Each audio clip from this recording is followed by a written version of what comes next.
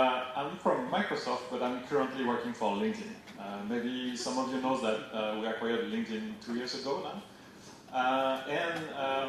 I was previously a civil servant in France. My role was to transform big data into statistics. I was working with telco companies, etc. And I've been lucky enough to propose to do the same thing for Microsoft. So I worked with the government affair, but I'm a data scientist. So I developed data science and AI models to try to capture information with this huge flow of data that is now flowing. And I do that right now with the economic graph team. I don't know how many of you... Oh, the clicker is here. Yes. So I don't know how many of you have heard about the economic graph. The economic graph is LinkedIn initiative to transform all its data into statistics. We compute, aggregate statistics that we provide to governments so that they can understand better and more dynamically the labor markets. My role into that is a bit more specific. I'm studying the impact of AI on the labor market. And we have no statistics about that. We have studies, we have number in the press. Some talks about millions, others talks about thousands of, hundreds of thousands of jobs displaced. But this debate is not fueled with empirical evidence. It's usually guesstimates. Companies, McKinsey, etc., are throwing numbers outside, but with really no strong empirical evidence on this. So LinkedIn is now a bit more than 560 million users. It's around 600 million users. It's a platform where people can show their skills, explain their job profile and their position within companies. One interesting database also in LinkedIn is the job offers that company posts on the platform to recruit people. And that gives us very interesting information on what is needed on the market. So, in this interplay between Microsoft and LinkedIn, just to cut short the debate that you can hear from Facebook, for example, Microsoft say that it will never leverage people's data for profit. So we are not able or we are not allowed to use this data for Microsoft. For example, I have two laptops. I have one laptop for Microsoft and one laptop for LinkedIn. And I cannot play with my data on my Microsoft laptop. This is the kind of distinction we are trying to make. And we are not allowed to use this data for intelligence, for competitive intelligence, etc. Governments are craving for information on the future of work, on the labor market, etc. France, Great Britain, Germany, Europe are trying to write their AI strategy right now. They're trying to come up with estimates to try to address this fear of the public of AI. And as I said before, there's not so many data on that. LinkedIn tried to provide an answer to that, and is collaborating right now with different institutions, the World Bank, the World Economic Forum, universities, and also official statistics. So we are in this interesting period where official statistics are no longer the unique source of information for public debate and for policy, and private sector company could also provide these insights, and sometimes it's more real-time insights. For example, in the database I have, it's continuously updated. Every night, all the data is put to the SQL database, and then we can run the analysis. So I will show you a tiny bit of my project, so the one I do research for. If you can avoid taking pictures because it's still under embargo, I have a few slides that I'm not really supposed to show, but it will be clear very soon. So I will show you a few examples of this study I'm doing. So this is an example. This is the numbers for Czech Republic. So you can see that this map is representing the AI talents in Czech Republic. It's an estimate. It's not the exact amount of number because the way I come up with this figure is machine learning, so I try to match profiles, and I have a p-value, so I have a probability that this person is indeed an AI scientist, so there is a short range of uncertainty, but the distribution is likely not biased. So we can see that Prague gathered around 42% of AI workers in the Czech Republic, which when you compare to the country, it's quite dense or not evenly distributed. Brno here also gathered around 26%. So if you add these two ones, you can see really the distribution of AI talent in this country, and it's really in these two regions, and you can see that. With OData, you can also have a look at the gender gap between AI workers and the seniority of them. This graph is the most optimistic I have on gender balance. Obviously, gender balance and AI is not something that is the most prominent. I mean, you can see by seniority that people with more than 10 years of experience in AI, the gender gap is huge, 95% of men. The good news with this graph is that it's declining, meaning that the younger generation, the one that have not yet graduated, you have 14 to 15% women. Czech Republic is not the best example in terms of gender balance. I have countries like Singapore, like Finland, when you reach already 25, 27% of women in the last generation. But so, it's still to have a hope and a note of optimism in the gender balance. Why we are interested into that, it's because if you devise AI systems only by white male in a room, then you will have a biased system, because it leaves whole the society apart.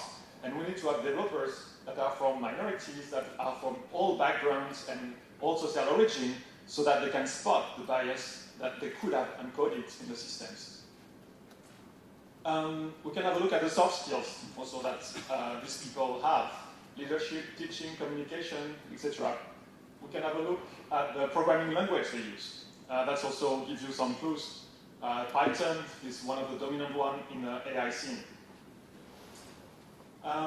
We can also have a look at the distribution of this AI talent by industry. And that's an interesting one as well. As long as high-tech will gather most of AI talents, the AI revolution won't happen.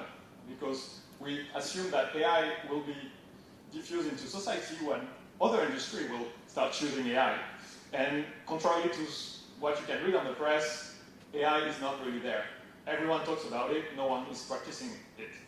It's not diffused in society. If you look at this kind of graph, you really grasp that AI is really concentrating into tech companies right now, a bit in consulting company, but otherwise it's very, very low, the penetration of AI. On the demand side, if you look at the job offers, you can see where the talents are needed. So you can match the demand for AI and the supply. I'm not an expert on Czech Republic. I hope this list is not a surprise for the people from the Czech Republic in the room. So you have university on the top. You've got Honeywell that seems to have a research center in the Czech Republic. Red Hat as well as a research center. Avast Software is also a Czech winner in the AI scene. So you can see also where these jobs are located.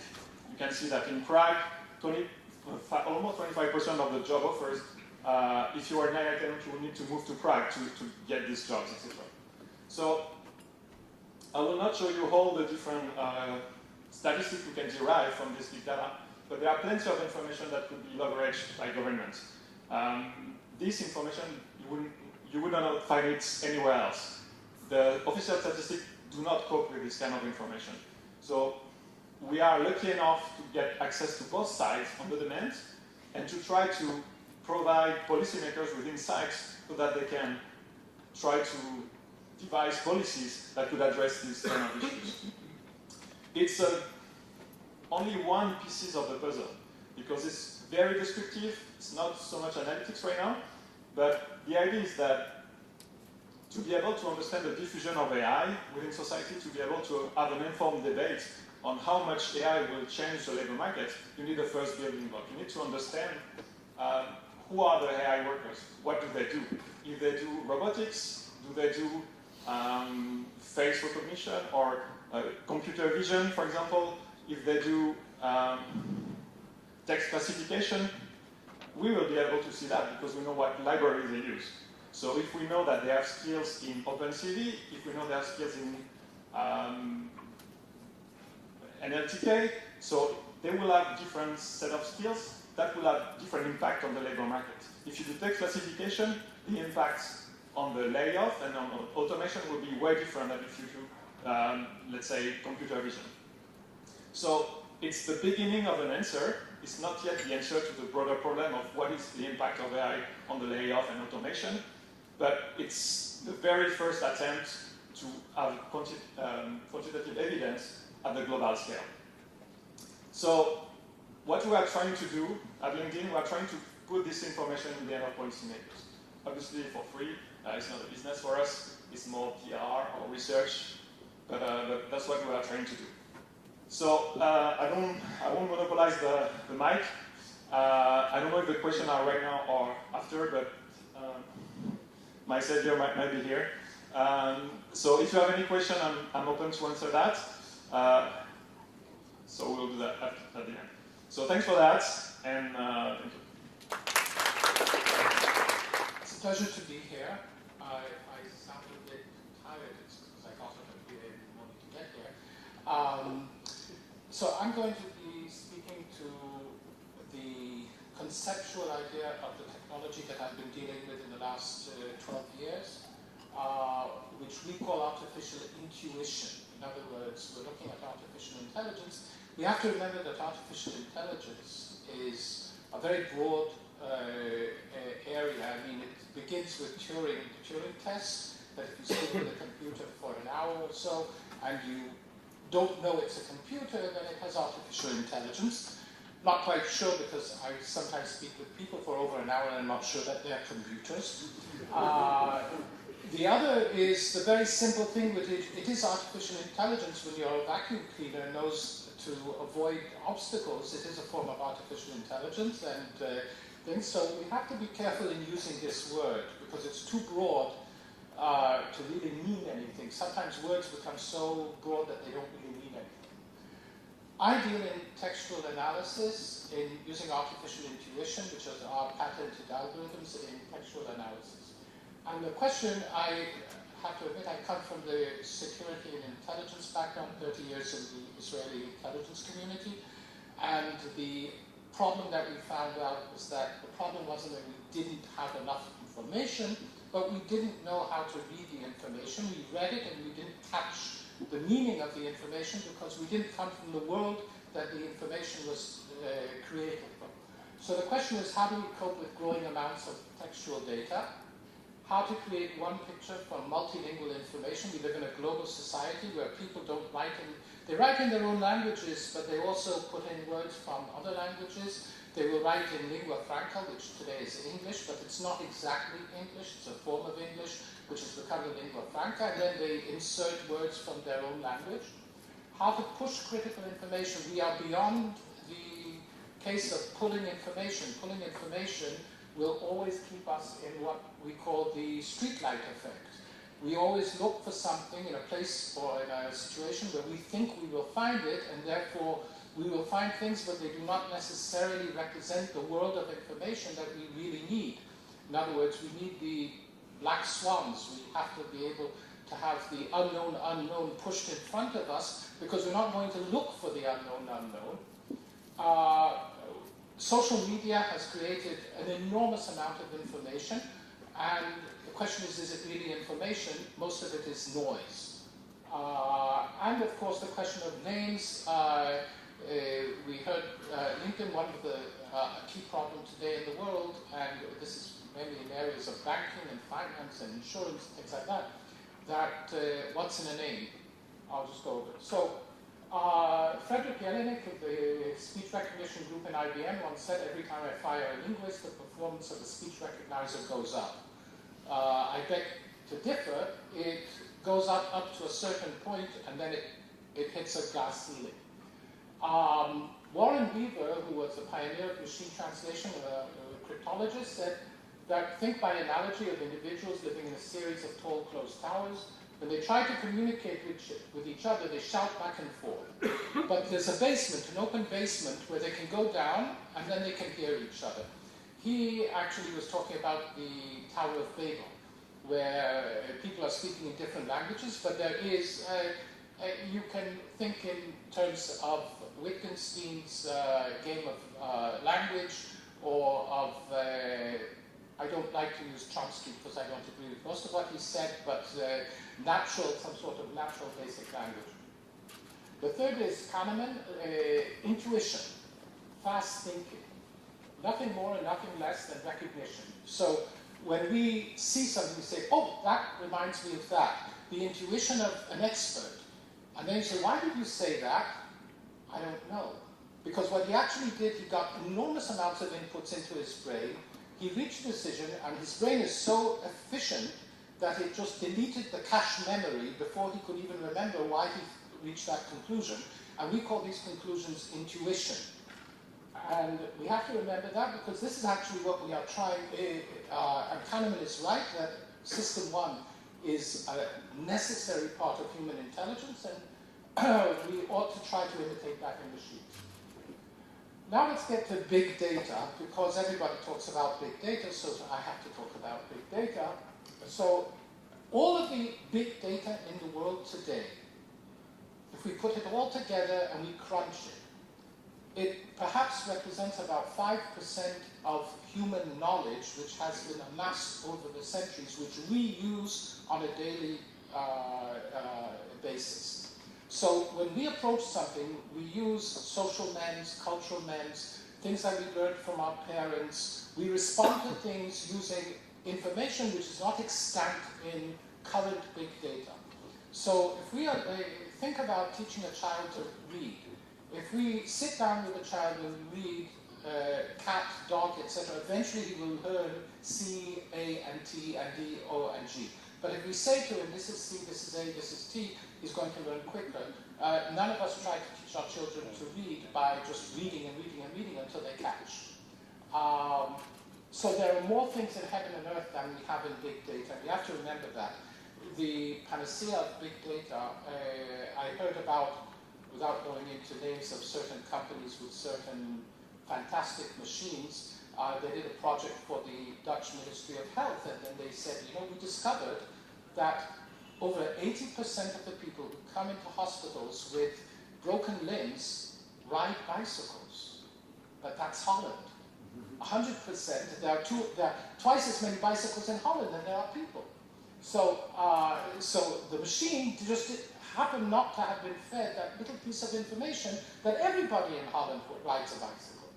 So we have something which I call hermeneutic polysemy. Polysemy is the fact that a word can mean a number of things, and the hermeneutics of the words, messages contain multiple strata of meaning. The face value of the message, the hermeneutics of the message, as intended by the person who's created the message, and the comprehension of the message by different audiences. So let's forget about the Tower of Babylon, because automated translation is in the PC. So language is a political and not a linguistic definition, and we are looking for the meaning in language. Artificial intuition enables the machine to imitate the way that human experts read text, reach intuitive conclusions, detect anomalies, and reduce ambiguity. It enables normalization of information not only between languages, but within diverse registers of the same language. It leverages associative extra-linguistic information and social and cultural lens incorporated in ontologies, and it is a step past data mining to perform meaning mining. This is just, for example, an ontology, a hierarchical map where words are clustered together, where there are a number of words which mean the same in one context, but different things in different contexts. So sentiment is another thing. Social media, we deal quite a lot in sentiment, and then the question is, if I say that a certain politician is brilliant, charismatic, effective, and corrupt, does that mean like or not like? Okay? So basically I want to know who, from what background, thinks what, to what degree, about what attribute, of whom, and who the object represents. And this is basically the artificial intuition sentiment analytics, which we do.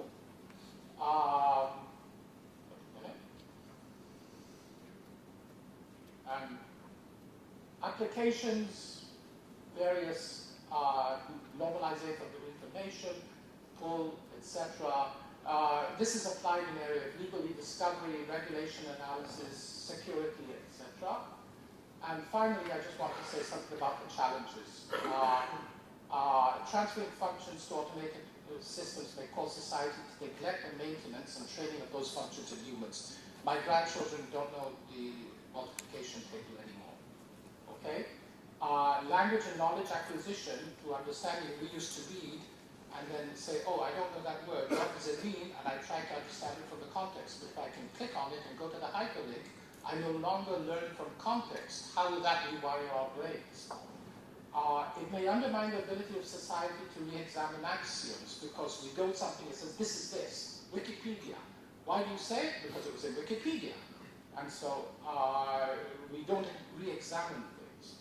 And then, of course, we have the Asimov, the machine which builds the machine, which builds the machine, which builds the machine. And then finally, human beings don't really know the underlying technology which they are using. So that's, in a nutshell, some of the points that I bring out from my experience in that. I would also like to thank you for having the possibility to present some of my thoughts on AI and the way we live, work, and prosper in the future. So I'm coming from the Austrian Academy of Sciences, Institute of Technology Assessment. My background is in economics and information communications technology. In general, I fully agree with what was said in the morning, that technology and knowledge is one of the main causes of societal, social, and economic progress. What I'm doubting rather is whether we as a society are intelligent enough to make the most intelligent use of artificial intelligence. So let me, I will try to explain it on hand of a few examples, and let me start with prosperity. So one of the most prominent examples of using advanced algorithms or artificial intelligence are financial markets. So in high frequency trading, decisions are taken in microseconds. But who is prospering? So it's for the benefit of financial investors, and it's for the disadvantage, what also has been said this morning, of investment in capital for production, for manufacturers, or for human capital. And it's also, I think, what has been addressed this morning, the issue of increasing inequality. It's also contributing to the increasing inequality. And it's not stabilizing the economy. So this making this kind of financial investment so profitable is again increasing so the financial bubble, and I think we would need to be serious that it's not a question whether the next crisis is coming, but it's a question when it is coming. And so let's say in this perspective, from the economic landscape, artificial intelligence is making the economic landscape more unequal and unstable than increasing the benefit for the society. The next example, it has also been talked a lot about work in the future. So here I think we have some contradicting perceptions. On the one hand, we all agree, I think, that technology, artificial intelligence is one of the main factors for increasing productivity, for maintaining competitiveness, and for maintaining economic growth and wealth. On the other hand, when it's coming on work, we are saying, or mainstream economics is saying, we don't need to be concerned at all. We will have enough work in the future as it has happened in the past. So I would name this some kind of ahistoric tranquilizer economics. So on the one hand, if we are looking at the past, we are always, if we are taking this example, we are looking at the 60s, 70s of the last century.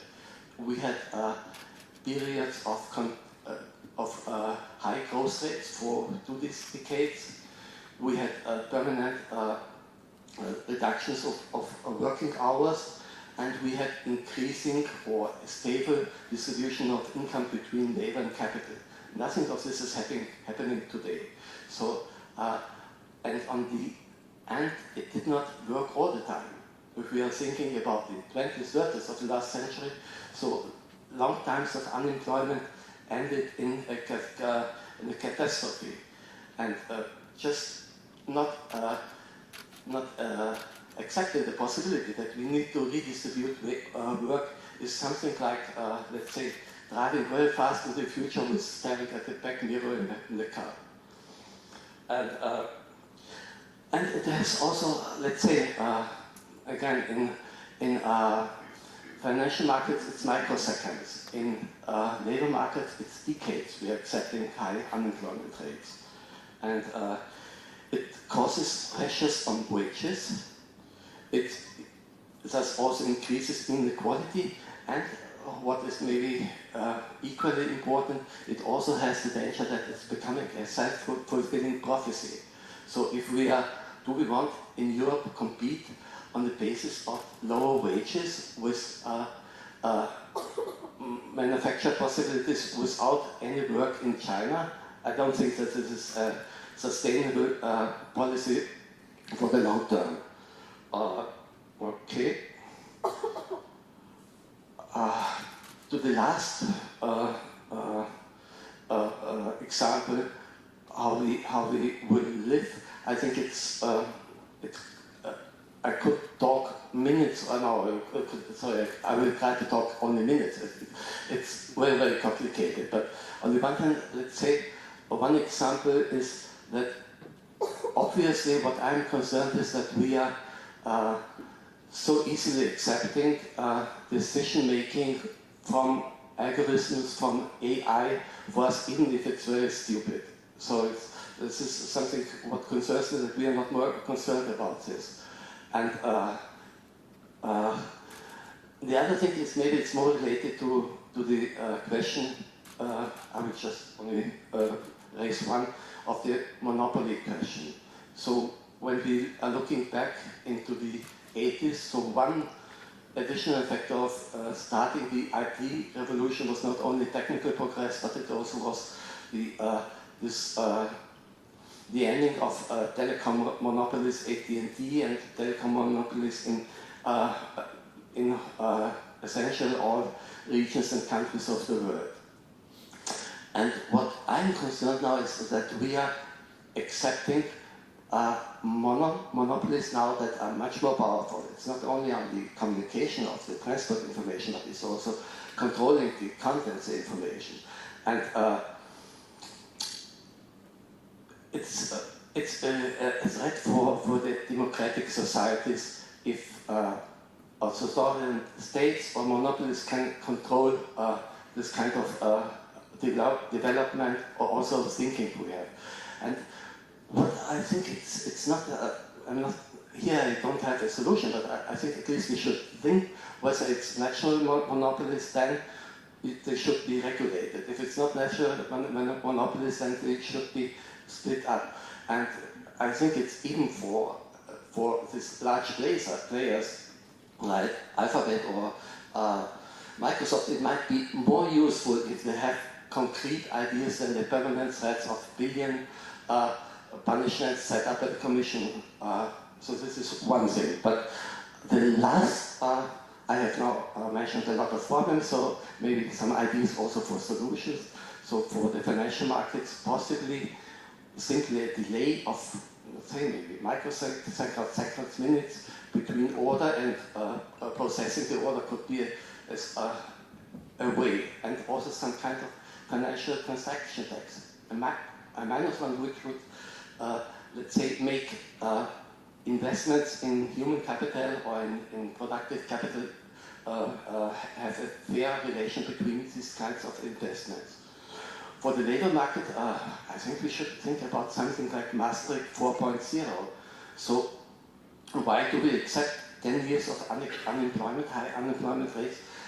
Labor is not the same as financial capital. We cannot react in seconds. But like Maastricht, if a state is using abuse or using too much of budget, we could have some mechanism that if, let's say, unemployment is bigger than 3% for more than 2 years, or for 2 years, then we have to reduce the labor time, or the state has to invest into economy. So I think with artificial intelligence, it could also be quite easy then to distribute the work more easily by technical means. And okay, the last one, just we should, I think, if it's not possible to limit, let's say, the power, the influence of artificial intelligence, at least we should take measures that persons can be informed about the decisions. So this means decisions by artificial intelligence need to be explainable, there need to be responsibility attributed to some institution, person, and let's keep human primacy on technology. Thank you. Well, thank you very much for inviting me. It's a great pleasure to be here today and to discuss the impacts of the AI. I'm a social scientist with eclectic background, mostly with the experience from public sector, working on the impact assessment of regulation at the EU and national levels. And for the last several years, I've been supporting a research group which is based here in Prague, actually, and which is named GoodAI, and which is working towards artificial general intelligence. At the same time, we are actually practicing AI. We have a number of clients spanning from automotive industry to the finance sector, and we use machine learning to support their productivity. So in terms of talent, I can definitely say that there's an increasing number of people actually, when I look into our clients over the years, so I see like clear paths growing in talent. As I have mentioned, we're working, like the major focus of the group is to develop artificial general intelligence. What we mean by that is to develop a universal algorithm which would be able to solve various problems under various circumstances. And the major approach we are using in our research is what we call gradual learning. There is a similar approach, which is lifelong learning, which is now, for example, being put forward by DARPA. And the main properties of the agent which we are building are that the agent is actually able to exploit previously learned knowledge on the task which has fulfilled previously. So it's able to use the past knowledge. And then it's able to actually adapt quickly for new circumstances. So it doesn't need such a big data as we need today for standard machine learning, for example, based on the deep networks. The other part of the approach is to actually build a curricula to teach the agent. So we're building a special curricula how to use to actually teach the agent various types of skills and build up that kind of like overall set of skills. And the final part, which is very important, which we expect it to be the largest, is testing of this agent and actually testing that it's behaving the way we expect. Of course, this is a very long-term process, and our horizon is about 10 plus years, so this is not the short-term research. So at the same time, we actually involved in the global discussion on the governance of AI in the future and on the impacts of AI. And I'm responsible for that part of the activities in the company. And we are involved in this discussion at the global level. And of course, one of the most important things is the impact on jobs. And I thought maybe I would talk about something else, but as I see everybody's been talking about the impact on jobs, I think it's good that I will share with you some of the qualitative scenarios which we have developed in terms of what we expect the AI will have, the impact AI will have on jobs. First of all, the number of predictions which are quite worrying, and they don't come only from the consultancies. They come from the World Bank, they come from the OECD. There is a recent report from Joint Research Center of the European Commission. And all of them basically share one aspect, and it is that the jobs which are highly structured in highly structured environment will be automated pretty quickly. There is the other aspect, which is the economics of it. So of course, and we should better be talking not about the jobs, but about the task actually, and I can discuss that later on in the panel. But the tasks which are expensive today will be, of course, automated quicker than the others. So there is the aspect of structured environment, because the current AI can handle much better structured environment and the economy. This will not touch only low-skilled jobs. We can expect, and it's already happening, that it will influence heavily highly skilled jobs.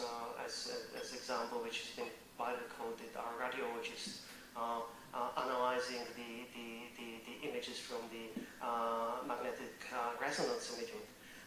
Because AI can just build that insights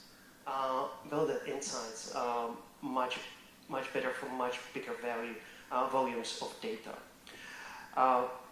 Other aspect which we see is that the people who will be losing these jobs, especially from the low-skilled parts of the spectrum, will be actually competing for new jobs, which will have pressure on their wages. Of course, pressure which will be going down.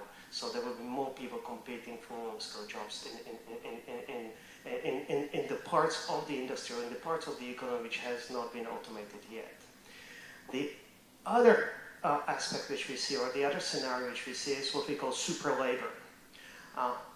We expect people to use their skills, mostly creative and ability as an entrepreneurs, to use AI actually to leverage their positions.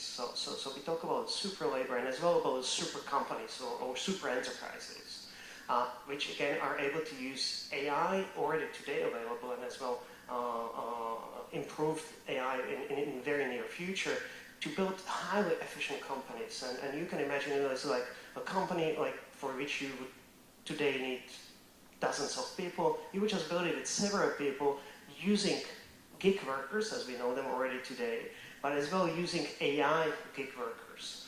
So going from the design of products to production, which will be mostly automated and robotized, and as well production of the services, to marketing and post-sales care.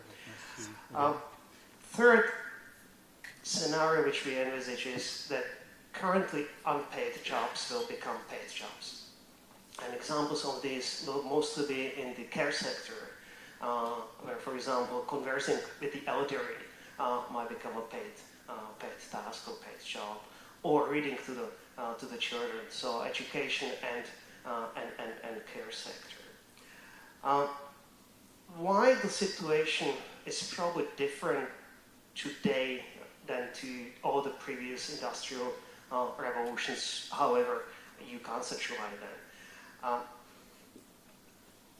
The humans have basically two types of abilities. One are physical, and the other mental. And so far we've been quite good kind of to be able to replace our force, our power, physical power, with some kind of artificial power, be it based on the steam engine or internal combustion engine or electrical engine later on. With mental abilities, we've been at the very beginning. We're very good at replacing some computation, but with the artificial intelligence, we will be able to replace these mental skills much more. What I think needs to be done today, at least there will be kind of a transitional unemployment, which has already been mentioned in the first panel. And it really depends how the national governments, I would like to stress the word national here, the national governments will actually react today, and what kind of mitigation measures they will be able to design and to put in place today. What might be done? First is to help each individual at the level of the individuals, to help each individual to identify their potential for the new economic situation that they will be finding themselves in. Help them to rapidly retrain would be the second. So designing various programs, how would you support them in their individual rapid retraining? The third would be ensure their motivation over the course of that whole thing. And finally, we will need to help people to actually help to maintain their mental stability. And I will stop here. So thank you to all the panelists. Quickly, my name is Jinelle. I am with the Balsillie School of International Affairs over in Canada. I'm honored to chair this panel. So let's get right to it. I mean, we've talked about some of the more technical dimensions of actually using AI in various industries, but there's also been some questions about governance and some more critical perspectives put forward on the panel today. Let's see. Let's go with the last one first. What emerging sectors do you see AI entering to support global challenges? Is this for a specific individual or just in general? Does anyone have thoughts?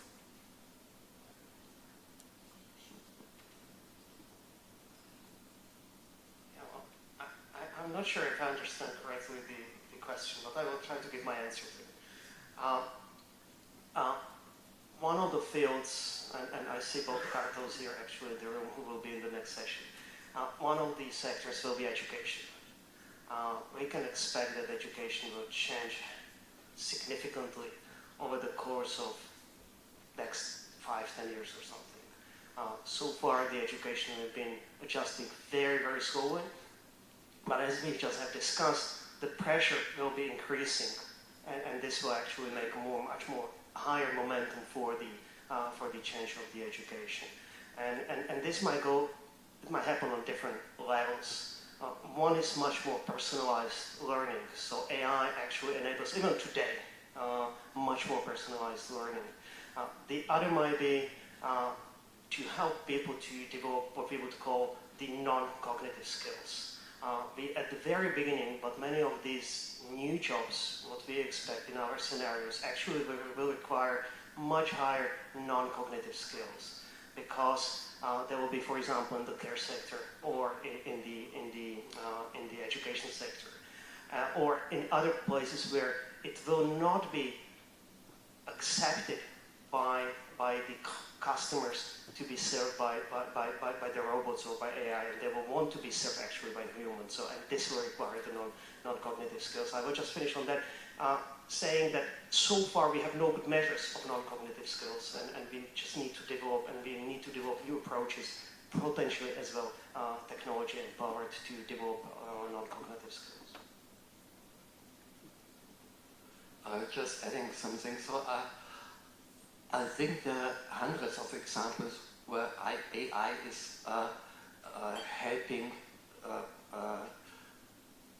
let's say, to support global challenges. I don't know whether you know, but the ITU has an AI for Good initiative, and which relates AI to the Sustainable Development Goals. So there are a lot of examples, but what I'm missing, or maybe it's not even possible, is to provide solutions for the bigger problems. Let's say big data is good for small problems or for narrow problems, but let's say the global inequality, possibly it needs to be solved with human intelligence and not with artificial intelligence. Just to comment on that, it's very, very true that AI is just a mean. It's just a mean to sort an awful lot of information. That's all. It's just a way to treat information in a way you were not able to do before. So Microsoft also has an AI for Good team being created right now. I'm joining it soon. The problem we are trying to address with that is, like, imagine you're in developing countries and you have no timely statistics, no timely information. AI, but it's not AI, it's actually the big data that are beyond satellite imagery, etc. Could help to coordinate, for example, humanitarian assistance in case of a catastrophe, etc. So it's good to help to analyze very fast a lot of information. But that's it. It's not a magic wand that will solve inequality, because obviously inequality, the problem is not about dealing with information, it's about the distribution of this information and the distribution of power. AI is just a human devised way to treat information. It doesn't give you the solution. Actually, I think that we have to make a distinction between computing in general, big data computing, and the bigger it gets, on one hand, and AI in its real meaning. Because AI, if we take it to the extreme, it does make decisions. It already makes decisions. In other words, the decision by a weapon which intercepts another weapon, nobody's interfering in it. And then, as we develop systems which are more and more complex, and the factors which are integrated into the decision-making of the machine are such a large number of factors that no human being can grasp them, then the machine takes decisions, and we will find ourselves in a situation where we take those decisions and say, well, I don't know how the machine reached it, but it must have been right. You know, it's like my daughter once had a teacher said, trust me, I'm a teacher. Okay?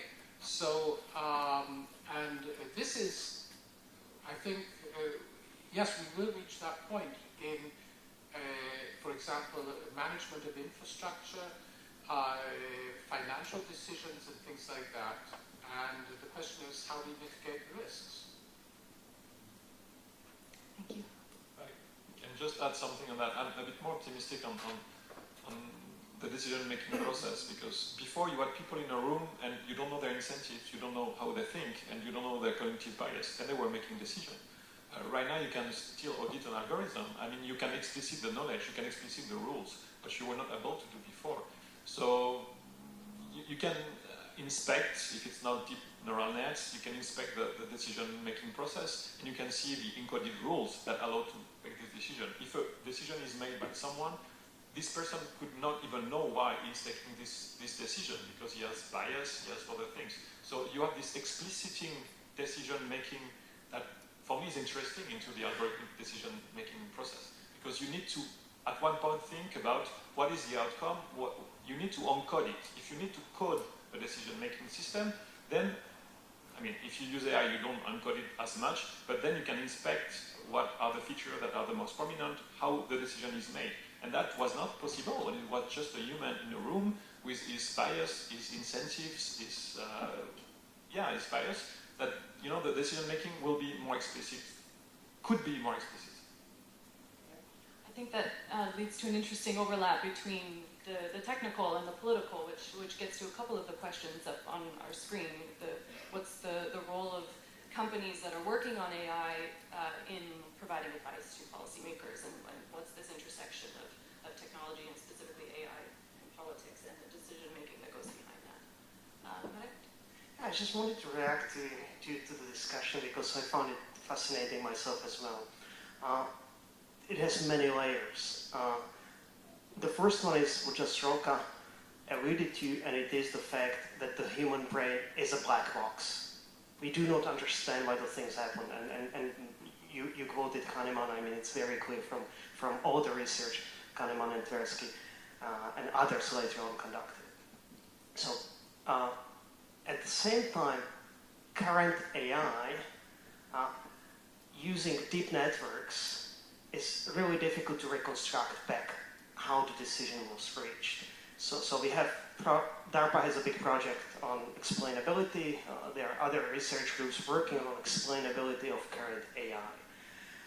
What is interesting for me is the fact that they are being decisions taken by AI. And I'll give you an example. It is the different recommendations you're getting on different platforms. So for example, Netflix or on YouTube. You're getting a recommendation which is actually a decision. So somebody decided to recommend you this and that movie, not this and that movie actually. And this is based now on deep learning. And what we see so far is that the objective function, which is being optimized by deep learning algorithm, is not necessarily your well-being, and we can discuss how we define it. I mean, we've been involved in the work of the IEEE, and this is a very important part of the whole picture, but not necessarily based on your well-being, but based on the company's objective. In this case, it will be probably engagement. We're guessing it, but most probably it is kind of proxy, which is called engagement. So, and this brings about various externalities in terms of economic thinking. Because, for example, the recommendations you are getting are, if you like something, then you're getting a little bit more extreme of that thing, and a little bit more extreme of that thing. You're not getting the opposing things to kind of contrast your worldview. You're getting more things which are actually confirming your worldview. And this might have a negative externality in terms of politics, in terms of dividing societies. Thank you. That's all the time we've got, but I think that's a great note to end on. If you have questions that didn't get discussed in our session today, keep them in mind.